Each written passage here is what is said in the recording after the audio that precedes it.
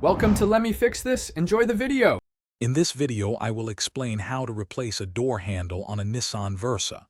First, gather your essential tools: a Phillips head screwdriver, a flathead screwdriver, and a trim removal tool.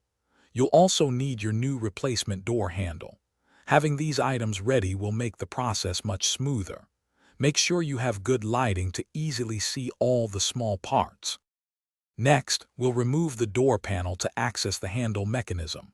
Start by removing the screw inside the door pull.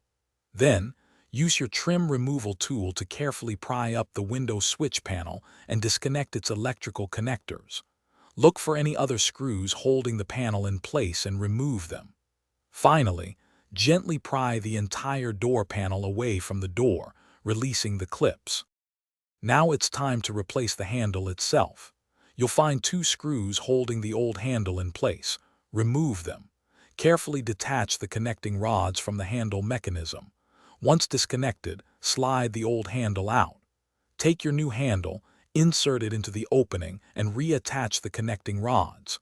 Finally, secure the new handle by replacing the two screws you removed earlier. To finish up, let's reassemble everything. Carefully align the door panel and press it firmly back onto the door, ensuring all clips engage. Reinstall all the screws you removed from the door panel.